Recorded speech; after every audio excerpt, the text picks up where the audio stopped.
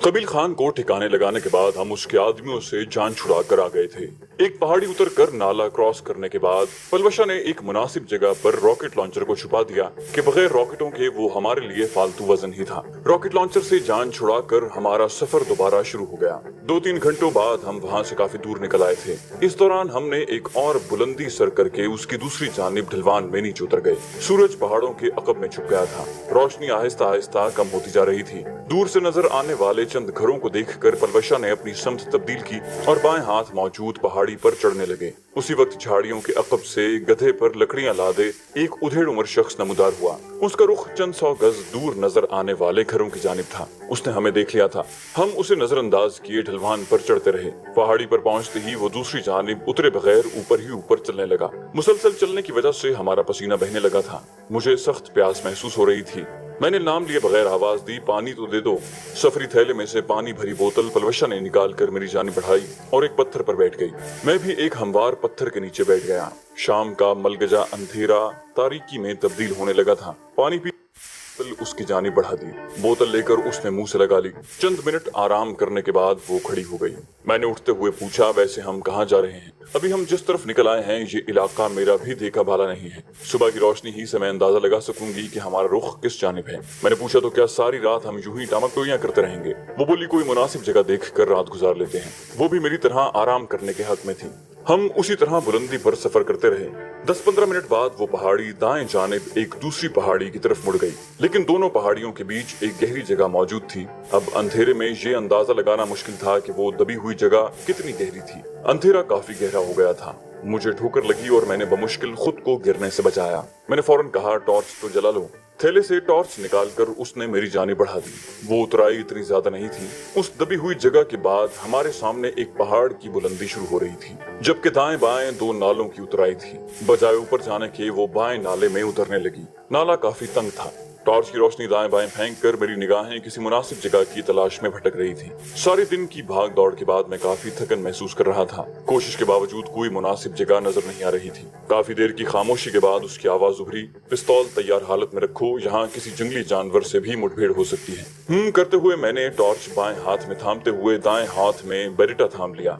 बैरिट यूं भी मैंने पीठ पर लादी हुई थी। उस नाले का इख्तिताम एक चौड़े नाले में हुआ था। अगले 2 घंटे हम उसी नाले में चलते रहे। इस दौरान 2-3 आबादियों को भी पीछे छोड़ दिया था। हमारे सफर का इख्तिताम दरख्तों के झुंड में छुपे हुए अकेले मकान पर हुआ, जो कि अंधेरे में डूबा हुआ था। दरवाजे पर झूलते ताले ने हमें मकान के खाली होने का मुजदा सुना दिया था।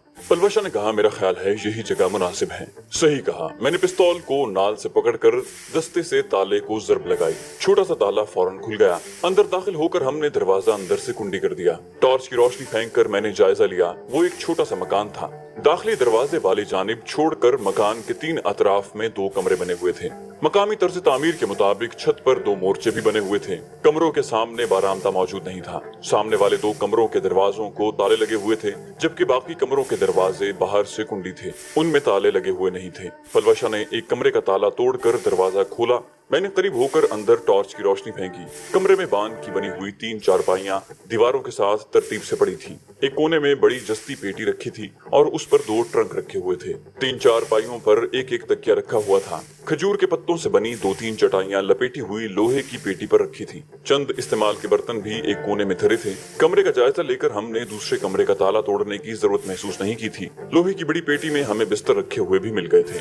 पेटी के ऊपर रखे ट्रंकों में जनाना मर्दाना मलबूसात भरे थे। यूं लगता था जैसे घर वाले आरजी तौर पर कहीं गए हुए हों। इस कमरे का दरवाजा भी अंदर से कुंडी करके हमने 2 बिस्तर चारपाइयों पर बिछाए और लेट गए। बरेटा पिस्तौल मैंने तकिए के नीचे ही रख दिया था। यूं भी रात के वक्त किसी के वहां आने का इम्कान न होने के बराबर था। कबील खान के आदमी भी इतनी जल्दी हमारे पीछे वहां तक नहीं पहुंच सकते थे। मैंने सोच लिया था कि अगली सुबह डी ब्लॉक पहुंचने की कोशिश करूंगा। पलवशा का काम अब खत्म हो चुका था। यकीनन वो खुदा हाफिज करने में ताखीर नहीं करती। ऊपर लेने के लिए हमें 2 हल्के कंबल जस्ती पेटी से मिल गए थे। थकन की वजह से मैं ज्यादा देर तक सोचों का खेल जारी न रख सका। सुबह मेरी आंख पलवशा के चारपाई से उठने पर खुली। मैं लेटा रहा। उसकी वापसी काफी देर बाद हुई थी, लेकिन उसके हाथ में पराठों का छाबा और दूसरे हाथ में पकड़ी केतली ने मुझे हैरान कर दिया। वो बोली यहाँ बावर्ची खाना मौजूद था, थोड़ा बहुत सामान भी पड़ा था, बस एक दो ताले तोड़ने पड़े। मेरी आंखों में सवालिया हैरानी देखते हुए उसने फौरन वजाहत कर दी। मैंने पसंदीदगी के अंदाज में सर हिलाते हुए थैले से पानी की बोतल निकाली और कमरे से बाहर जाकर पानी के छींटे मुंह पर मारे। मुंह धोकर मैं अंदर आ गया। वो मेरी ही मुंतजिर थी। हम खामोशी से नाश्ता करने लगे। पलवशा खामोश खामोश सी थी। उसकी खामोशी मेरे लिए हैरानकुन थी, लेकिन मैंने उसे छेड़ने की कोशिश न की। दूध न होने की वजह से उसने कहवा बनाया था। कहवा पीकर उसने मेरी जानिब देखे बगैर आहिस्ता से पूछा, अब क्या इरादा है? मैंने कहा, इरादा क्या होना है, यहाँ से मैं डी ब्लॉक का रुख करता हूँ और तुम पहुंचो अंगूर अड्डे। अब यूं भी अपना काम मुकम्मल हो गया है। वो बोली, क्या? मुझे उसके चेहरे पर गैज़ो गज़ब के आसार उभरते नजर आए।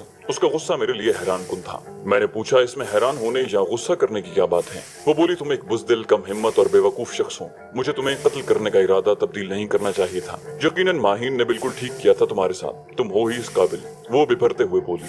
मैंने हकलाते हुए पूछा, तुम्हारा दिमाग तो ठीक है? गो उसकी गुफ्तगू का सर पैर ही नजर नहीं आ रहा था, मगर एकदम मुझे उसकी बेसरोपा बातों में छुपा मुकम्मल शिकवा नजर आने लगा। वो मुझे छोड़कर नहीं जाना चाहती थी और उसके साथ उसकी ये भी ख्वाहिश थी कि मैं उसे खुद रोकूं, मगर अब मैं कोई नया जख्म खाने पर तैयार न था। वो जितनी भी बासलाहियत होती, जितनी भी खूबसूरत, चंचल और शौक होती, मेरे लिए औरत ज़ात थी, एक ऐसी सिंफ जिससे मुझे हमेशा धोखा ही मिला था। बोली, अब ठीक हो गया है बुज़दिल अहमक, सड़ते रहो अकेले, भाड़ में जाओ। मैं थूकती भी नहीं तुम पर। इतने यूसुफ सानी भी नहीं हो तुम कि मैं तुम्हारे पीछे भागती फिरूं। शक्ल देखिए अपनी, इतने नखरे। एक एक लफ्ज चबा कर कहते हुए वो मुड़ी, चारपाई पर पड़ी अपनी क्लेशनकोफ उठाई और दरवाजे की जानिब बढ़ गई। दरवाजे के करीब पहुंचकर वो एक मर्तबा फिर रुकी और मेरे जानिब मुड़ते हुए नेफे में उड़सा ग्लॉक निकाल कर जहर खंद लहजे में बोली, अपना खिलौना अपने पास रखो और ये पैसे भी ले लो, कहीं बाद में पछताते न रहो। ये कहते हुए उसने जेब से 5-5 हजार वाले चंद नोट और ग्लॉक 19 मेरी जानिब उछाल दिया। मैं खाली नजरों से उसे जाते देखता रहा। मैं जानता था कि वो जाना नहीं चाहती, लेकिन मुझ में अब इतना हौसला नहीं था कि दिल पर कोई ताज़ा घाव बर्दाश्त कर सकता। हालांकि वो कई बार पहले भी इशारे किनाए में मुझे अपनी पसंदीदगी बावर करवा चुकी थी, लेकिन आज तो उसने सब कुछ खुलकर कह दिया था। कमरे से निकलते ही वो मेरी निगाह से ओझल हो गई थी कि दाखिली दरवाजा उस कमरे से नजर नहीं आता था। उसके बाहर जाते ही मुझे यूं महसूस हुआ जैसे कमरे में अंधेरा छा गया हो। सुबह के 8-9 बजे मुझे तारीकी महसूस होने लगी। अचानक मुझे अपनी सरगोशी सुनाई दी, अभी भी वक्त है, उसे रोक लो। मगर मैं इस तंबीह पर अमल न कर सका और अपनी जगह बैठा रहा। लम्हे घड़ियों में बीतते रहे और मैं उसे न रोकने के फैसले पर पछताने लगा। ये सोचते हुए कि पलवशा हमेशा हमेशा के लिए चली गई है, मुझे सांस लेना दुश्वार हो रहा था। मैंने खुद को तसल्ली दी, मैं अब भी उसके पीछे जाकर उसे वापस ला सकता हूँ। लेकिन उसके साथ ही ये रूह फरसा ख्याल मेरे दिमाग में गूंजा कि वो न जाने किस समत को गई थी और फिर मेरे पास उसके घर का पता भी मौजूद नहीं था। अंगूर अड्डे में वो अपने मामू के पास रहती थी, लेकिन ना तो मुझे उसके मामू का नाम मालूम था और ना उसके घर का पता। ये भी मुमकिन था कि वो अब वहाँ से भी कहीं चली जाती और फिर वजीरिस्तान में एक लड़की को तलाश करना भूसे के ढेर से सुई तलाशने से भी मुश्किल था। यूं भी औरतें उमूमन घर में रहती हैं, पर्दे की भी अच्छी खासी पाबंदी की जाती है। उसने अपने दुश्मन को ठिकाने लगा दिया था। अब यकीनन उसकी वालिदा और मामू वगैरह उसके लड़कों की तरह घूमने पर पाबंदी आयद कर देते। वो खुद भी अपने सिन्फ से भाग तो नहीं सकती थी। पहले तो मजबूरी की वजह से उसने लड़के का भेस भरा था, अब तो उसे ऐसा कोई मसला नहीं था। सबसे बढ़कर वो औरत के रूप में कबील खान के आदमियों से छुप सकती थी। पलू खान को तलाश करने वाले कब किसी पलवशा का बुर्का उलटने की सोच सकते थे। मुझे लगा कि मैं मौका गंवा चुका था। अचानक मेरे जहन में ख्याल आया कि उसके पास आई कॉम भी तो था। मैं फौरन चारपाई पर पड़े थैले की जानिब लपका और थैले को चारपाई पर उलट दिया। अंदर से बरामद होने वाले दोनों आई कॉम मेरा मुंह चिढ़ा रहे थे। उसी वक्त मेरी नजरें उसके फालतू लिबास पर पड़ी जो वो अपने साथ लाई थी। अगले ही लम्हे उसकी काली कमीज मेरे हाथों में थी। मेरे दिल में उसका गैज़ो गज़ब से पुर लहजा गूंजा, तुम एक बुज़दिल, कम हिम्मत और बेवकूफ शख्स हो। और मुझे उसके अल्फाज पर यकीन आ गया, वाकई मैं ऐसा ही तो था। अगर कम हिम्मत न होता तो उसे क्यों कर जाने देता, खासकर जब उसने इतने गुस्से का इजहार कर ही दिया था। उसके बाद तो उसे रोकना मेरा हक बनता था, लेकिन मैं खुद भी हौसला पैदा न कर सका था। मेरी ये सोच गलत थी कि हर औरत धोखेबाज होती है। मुझे धोखा तो सिर्फ माहीन ने दिया था। रोमाना बेचारी ने तो फकत अपनी शादी की बात मुझसे छुपाई थी और ऐसा उसने मेरी मोहब्बत में डूब कर किया था, ना कि मुझे धोखा देने की गरज से। बाकी जेनिफर थी तो उसका मसला ही अलहदा था। अपने मुल्क के लिए उसे इतना झूठ तो बोलना ही चाहिए था। जाने मैं कितनी देर खुद को कोसता रहा। मेरे सारे नजरियात और सोचों पर पलवशा के जाने से पानी फिर गया था। दिल की एक ही रट थी कि मुझे उसे रोकना चाहिए था, मुझे वहां से वापस जाना चाहिए था। अब वहां रहना मुनासिब नहीं था, लेकिन मुझ में ताकत ही खत्म हो चुकी थी। यूं लग रहा था जैसे पलवशा न गई हो, मेरे जिस्म की ताकत ही चली गई हो। काफी देर हो गई मैं इसी तरह लेटा रहा। अचानक मुझे महसूस हुआ जैसे कोई कमरे में दाखिल हुआ हो। मैंने एकदम पलवशा की कमीज चेहरे से हटाई। वो कमरे के वस्त में खड़ी थी। मेरे जहन में पैदा होने वाला सवाल फितरती था, क्या ये ख्वाब है? जवाब जानने के लिए मुझे चुटकी काटने से पहले उसकी शोख आवाज मेरे कानों में गूंजी। मैं अपने कपड़े जहां भूल गई थी वही लेने आई हूँ। उसने मेरे हाथों में पकड़ी कमीज की जानिब इशारा किया। मुझ पर गोया घड़ों पानी पड़ गया था। उसने एक मर्तबा फिर शोख मुस्कुराहट से पूछा, मेरा ख्याल है तुम्हें कत्ल करने का इरादा दोबारा कर लेना चाहिए। और मैंने नादिम अंदाज में सर झुका लिया। न चाहते हुए भी मेरे होंठों से फिसला, कत्ल के इरादे की जरूरत ही क्या है? तुम न लौटती तो मैं खुद ब खुद मर जाता। वो बोली, अच्छा कमीज वाली सामने खड़ी है, अब तो इस बेचारी कमीज की जान छोड़ दो। उसने ऐसे लहजे में कहा कि मैंने एकदम कमीज तकिए पर फेंकी। वो बोली, वैसे तुम इतने बुज़दिल भी नहीं हो जितना मैंने समझा था। मैंने पूछा, तो तुमने कितना बुज़दिल समझा था? उसका सर गोद में रखते हुए मैंने पूछा। बड़ी बातें करना आ गया है। उसने लेटे लेटे नजरें ऊपर उठाई। मैंने जबान निकाल कर उसे चिढ़ाया, पहले क्या गूंगा था? हम काफी देर बैठे बातें करते रहे। मैंने कहा, अच्छा अब सपहर होने को है, क्या अगली शब भी यहीं कयाम का इरादा है? उसने चाहत से लबरेज लहजे में कहा, मेरा दिल तो चाहता है कि तमाम उम्र आपके साथ यहीं बिता दूं। मैंने कहा, तुम तो हो ही बेवकूफ। वो बोली, पता है राजा, वजीरिस्तान में औरत को कोई मकाम हासिल नहीं है।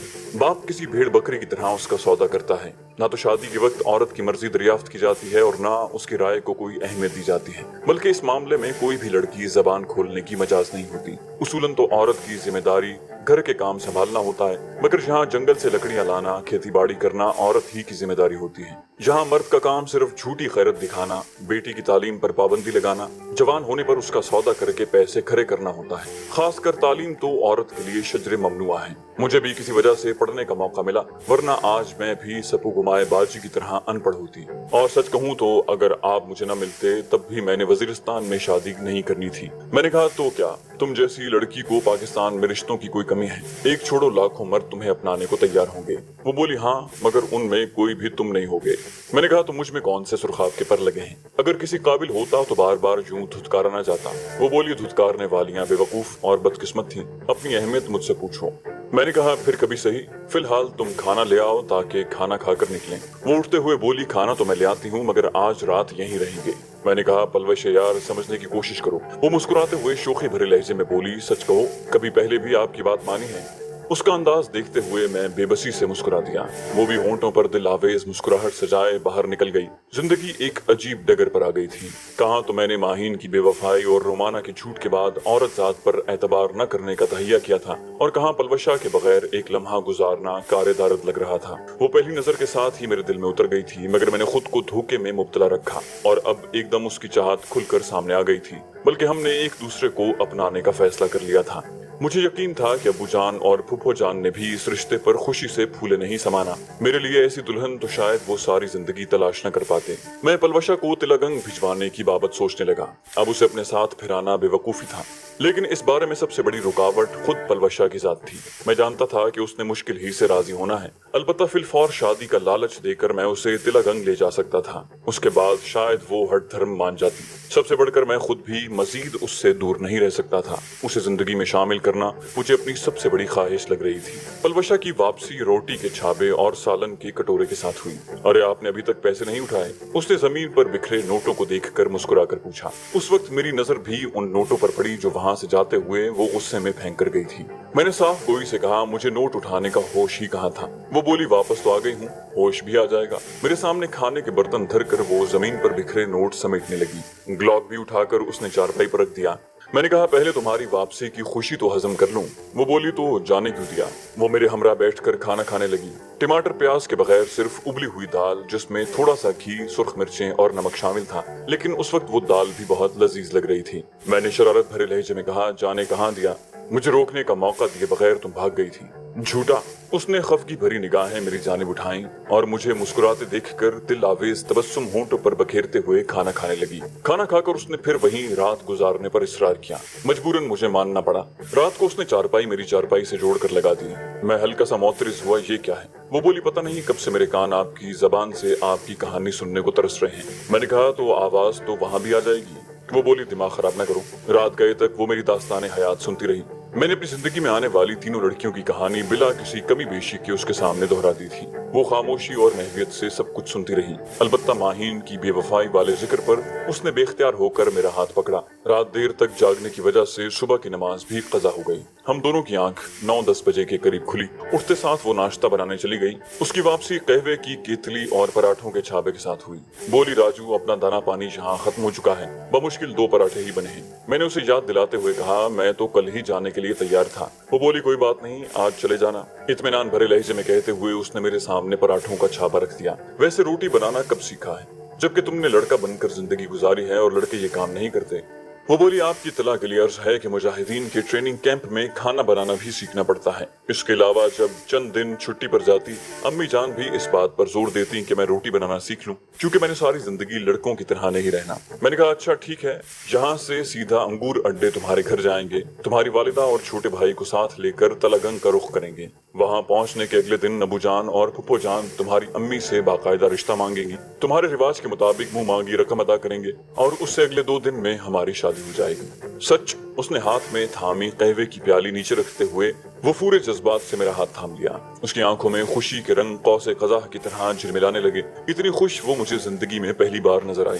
मैंने कहा, बिल्कुल सच, लेकिन शर्त यह है कि वापसी पर तुम मेरे साथ आने की जिद नहीं करोगी। वो बोली, तो यहाँ आपकी हिफाजत कौन करेगा, आपका ख्याल कौन रखेगा? उसके अंदाज ने मेरे दिल में उसकी चाहत को मजीद बढ़ा दिया। कोई तो था जिसे मेरी परवाह थी। मैंने जवाब देने के लिए मुंह खोला तो ये चाहत मेरे लहजे में शामिल थी। मैंने कहा, इससे पहले भी तो मेरी हिफाजत मेरा अल्लाह करता था, अब भी वही करेगा। बोली, वो तो ठीक है, लेकिन असबाब भी तो उसी रब्बे अजीम ने बनाए हैं। मैंने कहा, अल्लाह पाक ने मर्द को मुहाफिज बनाया है, न कि औरत को। और तुम्हारी यहाँ मौजूदगी मुझे कितना परेशान करती है ये तुम्हें अच्छी तरह मालूम है। अगर तुम किसी मकाम पर हिफाजत के साथ मौजूद होगी तो मैं तसल्ली से अपना काम कर सकूंगा। वो शरारत से बोली, हाँ, जैसे मेरे सर पर रखे ग्लास को निशाना बनाते वक्त आपके हाथ कांप रहे थे। मैंने खुले दिल से एतराफ किया, बेशक। कहवे की प्यालियां और छाबा दूसरी चारपाई पर रख कर वो मेरी गोद में सर रख कर लेट गई। उसने लाड भरे अंदाज में कहा, अच्छा मेरी तारीफ करो ना। उसके मासूमाना अंदाज पर मुझे हंसी आ गई। मैंने कहा, ये अच्छी जबरदस्ती है कि खुद मुंह से कहकर अपनी तारीफ करवाई जाए। बोली, बताओ ना, मेरी आंखें कैसी हैं, गाल कैसे हैं, होंठ कैसे हैं, कभी तो मेरे सामने भी मेरे हुस्न की तारीफ करो। मैं उसके चेहरे को देखता हुआ बोला, क्या मेरी आंखें तुम्हें नहीं बताती कि तुम कैसी हो? वो तुर्की बतुर्की बोली, जबान भी तो गूंगी नहीं है ना। मैंने कहा, तुम्हारे सामने गूंगी हो जाती है। मैं उठ गया कि 11 बजने वाले थे और मैं चाहता था कि हम शाम तक अंगूर अड्डे पहुंच जाएं। फिलहाल तो हमें ये अंदाजा भी नहीं था कि हम अंगूर अड्डे से कितना दूर हैं। हम सामान समेट भी नहीं पाए थे कि दाखिली दरवाजे पर दस्तक हुई। पलवशा ने चौंक कर मेरी जानिब देखा, शायद मालिक मकान लौट आया है। मैंने इत्मीनान से कहा, कोई बात नहीं, उसे माकूल मुआवजा दे देंगे। वो बोली, आपके कहने से पहले ही मैंने नमक मिर्च के डिब्बे में 5000 रुपए रख दिए हैं। मैंने कहा, बहुत अच्छा किया। उसी वक्त एक मर्तबा फिर जोरदार दस्तक हुई और दरवाजा मुसलसल खटखटाया जाने लगा। मैंने अंदेशा जाहिर किया कहीं मालिक मकान के अलावा कोई और ना हो। पलवशा ने कहा, मैं देखती हूँ। लोहे की पेटी पर पड़ा ट्रंक खोलकर उसमें से सुर्ख रंग का जनाना घगरा निकाल कर अपनी कमीज के ऊपर पहन लिया। मेरी जानिब देखते हुए बोली, कैसी लग रही हूँ? लेकिन मेरी आंखों से जाहिर होने वाले तासुरात देखते ही उसने शर्मा कर सर झुका लिया। बेशरम पराई लड़कियों को घूरता है। जेरे लब मुस्कुराते हुए उसने साइलेंसर लगा क्लॉक उठाया और बैरूनी दरवाजे की तरफ चल पड़ी। दस्तक देने वाले अब पश्तों में आवाजें भी लगाने लगे थे। दरवाजे के करीब जाकर पलवशा ने पूछा, कौन? दस्तक की आवाज बंद हुई और किसी ने मकामी लहजे में पूछा, घर में कोई मर्द है? वो बोली, नहीं, वो बाहर गया हुआ है। फिर किसी ने पूछा, क्या यहाँ आज या कल कोई अजनबी दिखाई दिया था? पलवशा ने नफी में जवाब दिया, नहीं। उसका सवाल सुनकर मेरे दिल की धड़कनें और भी तेज हो गईं। एक लम्हे की खामोशी के बाद बाहर से आवाज आई, अच्छा दरवाजा खोलो, हमने घर की तलाशी लेनी है। पलवशा ने बनावटी घबराहट से कहा, आप थोड़ी देर बाद आ जाएं, इस वक्त घर में कोई नहीं है। आवाज आई, हमारे पास इतना वक्त नहीं है, हम बस एक नजर डालकर अपनी तसल्ली करना चाहते हैं, फिर चले जाएंगे। पलवशा ने मेरी जानिब देखा। मैंने हाथ के इशारे से उसे दरवाजा खोलने का कहा और खुद कमरे का दरवाजा बंद करके किवाड़ की दुर्स से आंख लगा दी। बरेटा पिस्टल मैंने हाथ में थाम लिया था। जरा सी गड़बड़ पर मैं पलवशा की मदद के लिए बाहर निकल सकता था। पलवशा दरवाजे की कुंडी खोलकर जरा पीछे को हट गई। इतना तो मुझे मालूम था कि वो मुकम्मल तौर पर तैयार थी। कुंडी खुलते ही 2 दरमियाना कामत के मर्द अंदर घुस आए। दोनों ने हाथों में क्लैशनकोफें थामी हुई थी। एक जरा भारी तनोतोश का था, जबकि दूसरा छरीरा बदन रखता था। मोटे ने पलवशा को देखते हुए पूछा, तुम्हारा घर वाला किस वक्त लौटेगा? उसने घरेलू खातून के अंदाज में कहा, बस थोड़ी देर तक आ जाएगा। इस दौरान दूसरे आदमी ने एक सरसरी नजर जहन में दौड़ाई और वो भी पलवशा की जानिब मुतवज्जे हुआ। मुझे महसूस हुआ कि उन दोनों की दिलचस्पी तलाशी लेने की बजाय पलवशा की जात में थी। मोटे ने अपने साथी की तरफ देखकर आंख से इशारा किया और वो सर हिलाता हुआ दरवाजा कुंडी करने लगा। पलवशा ने घबराए अंदाज में पूछा, ये आप दरवाजा कुंडी क्यों कर रहे हैं? मोटे ने शैतानी अंदाज में कहा, बस तुम्हारे कपड़ों की तलाशी लेनी है, कहीं तुमने कोई हथियार अंदर तो नहीं छुपाया हुआ, और बेशर्मी से हंसने लगा। मोटे ने क्लैशनकोफ अपने साथी की तरफ बढ़ाते हुए कहा, जरा ये पकड़ो, मैं इस बुलबुल को कपड़ों की कैद से निजात दिलाऊं, और मुखाबरा भी ऑफ कर दो। उसने मोटे से क्लैशनकोफ लेकर कंधे से लटकाई और आईकॉम सेट ऑफ करते हुए बोला, जहां ये शोर करेगी अंदर ले जाकर इसकी तलाशी लेते हैं। और फिर मोटे के कुछ कहने से पहले पलवशा ने मजाही अंदाज में कहा, ये सही मशवरा दे रहा है मोटे रिच। उन दोनों ने चौंक कर पलवशा की तरफ देखा, लेकिन उनके कुछ कहने से पहले पलवशा ने दुपट्टे की आड़ से दायां हाथ बाहर निकालकर बेदरेख 3 गोलियां मोटे के साथी की छाती में मार दी, क्योंकि उसी के पास दोनों हथियार थे। गोली खाकर वो जमीन पर गिरकर तड़पने लगा। पलवशा ने पिस्तौल का रुख मोटे की जानिब कर दिया। मैं भी दरवाजा खोलकर बाहर निकल आया। मोटे का रंग खौफ की शिद्दत से जर्द पड़ गया था। वो खुश्क होते होंठों पर जबान फेरने लगा। तो क्या ख्याल है मोटे, कमरा ठीक रहेगा या यहीं पर तलाशी लोगे? उसने हकलाते हुए कहा, मैं माफी चाहता हूँ, आपको कोई गलत फहमी हुई है। मैंने करीब जाकर पूछा, तुम किसे ढूंढ रहे थे? वो बोला, किसी को भी नहीं, हम तो यूं ही बस। लेकिन उसकी बात पूरी होने से पहले मेरा बाजू जोर से घूमा। चटाख की आवाज से सहन गूंज उठा। झूठ बोलकर तुम फकत अपनी अजियत बढ़ाओगे। वो बोला, हम सरदार कबील खान के कातिलों की तलाश में हैं और हम अकेले नहीं हैं। इस सारे इलाके को हमारे आदमियों ने घेरा हुआ है। इस मर्तबा उसने झट सारी बात उगल दी। मैंने उसे अंदर जाने का इशारा किया, अंदर चलो। वो बोला, अगर मुझे छोड़ दो तो मैं किसी को नहीं बताऊंगा कि आप यहाँ छुपे हैं। मैंने कहा, अगर तुम ना भी रहो तब भी उन्हें ये बात बताने वाला कोई ना होगा। मैंने उसे बरेटा पिस्टल की नाल से टहुका दिया और वो मरे मरे कदमों से अंदर की जानिब बढ़ गया। पलवशा मरने वाले की तलाशी लेने लगी। अंदर जाकर मैंने मोटे की कमीज उतरवा कर उसी कमीज से उसके हाथ पुश्त पर बांधे और उसे चारपाई पर बैठने का इशारा करके उसके सामने बैठ गया। इस दौरान पलवशा दोनों क्लैशनकोफें उठाए अंदर घुस आई।